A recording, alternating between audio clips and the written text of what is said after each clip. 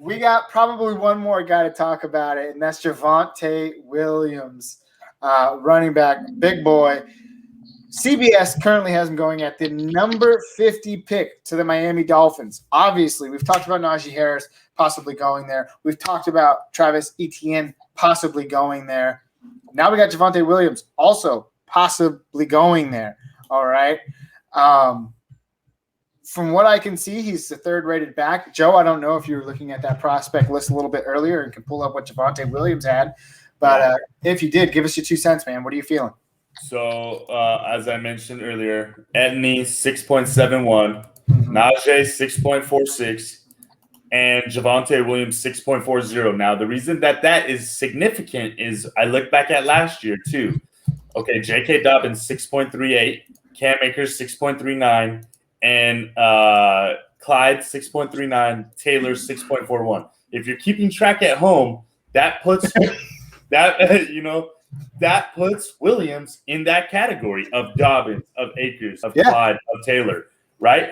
And I keep hearing there's 2 running backs that are great, and nobody's talking about this kid, right? He's not projected in the top 2 rounds in the NFL.com draft. He's not projected in the first 2 rounds of CBS.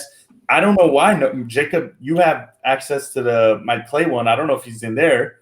But funny enough, I like to go and look at Mike Clay's dynasty rankings around this time for the rookies, right? Just to see.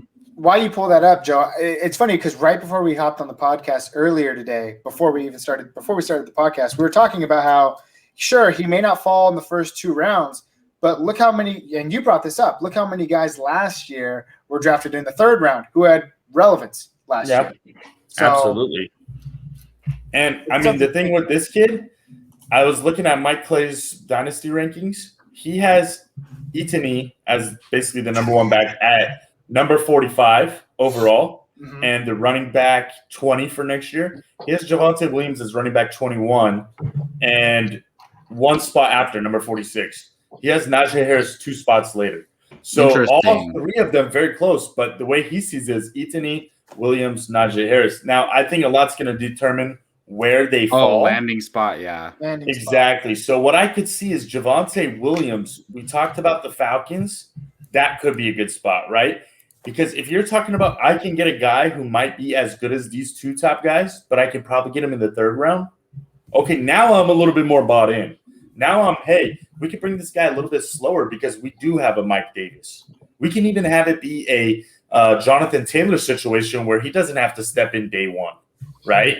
Where we bring him along easy for the first 8 weeks and let him loose the last 8. And that's a great thing to have Mike Davis for, right? So that's where I like him is 3rd round to the Falcons. And I think he is going to be very fantasy relevant, but I think it's going to be a situation maybe even more so like Cam Akers, where if you draft him in a redraft, you need to sit on him for 10 weeks. He may not blossom right away. Yeah. He's going to be worthless potentially, because even when we looked at Cam Akers last year, we said, Brown, Henderson, these guys are not going to impede in Akers' way, right? Jacob, I remember you and I talking about it. Oh, Cam Akers probably has the most potential right off the bat because nobody's in his way. Well, we'll see. I don't know. I think it's a very similar situation. You may have to wait a little bit, but I think the rewards could be more than even those top 2 guys for the first year. And you know what? Believe it or not, it's not a hot take. It's not. I know I've watched a little bit of clips on Javonte Williams, and I mean, I'm not going to say I agree with Mike Clay. I mean, obviously he's a fantasy football guru, but it makes a lot of sense when you do think about it. Jacob, what about you?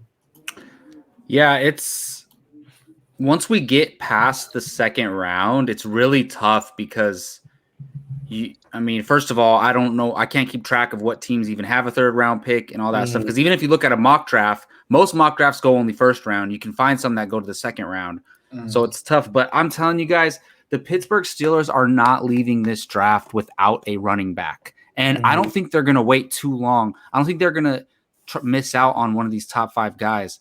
And whose top 5 is up for debate. But definitely you got Javonte Williams in the top 3. And, if Miami and the Jets grab Najee Harris and Travis Etienne, I could see the Steelers getting Javonte Williams. I know they brought in They just brought in the other guy, the guy who's on the Chargers last year, but that's Kalen not their Ballage. plan. Yeah, Kalen Ballage. That is not their plan going into the year. I think it's weird because every year they draft a running back, right? Like they draft somebody last year, yeah. And it's like, I guess those guys aren't good enough to take over. Mhm. And so you got to bring in a guy who's good enough to take over. And we've seen the Pittsburgh's history. They like to have a workhorse. And I would love for them to take Najee Harris. I don't know if they will. So I could see them getting Javonte Williams in the 3rd round or the 2nd round. Because I guarantee you they're not leaving the draft without a running back. Yeah, I think it's highly unlikely. I mean, I don't see them moving forward with Anthony McFarland, Benny Snell, Jalen Samuels. Justin, what about you, my friend? 2 things on this: where I think versus where I like. I think he's going to be a Steeler. Where I like is undercover, and that's Seattle. I mean, Carson got signed to what, a 1-year deal? He's running and his wheels it's only short. like a little bit of guaranteed money, so they can cut him next year. Without losing any money. He's running on fumes at this point. They really hit him for a good amount of times. And DJ Dallas is obviously not a running back that's going to run every down. So I like that fit a lot because, like, similar to your Mike Davis comment, he doesn't have to run right off the bats. And Chris Carson runs like a beast, and this guy seems to be beastly like that too. So I like to see that match. That's where I'm thinking. Yeah, that's a sneaky pick. I'm looking here just to kind of see. They do have a 3rd round pick. Yeah, it's very, very likely.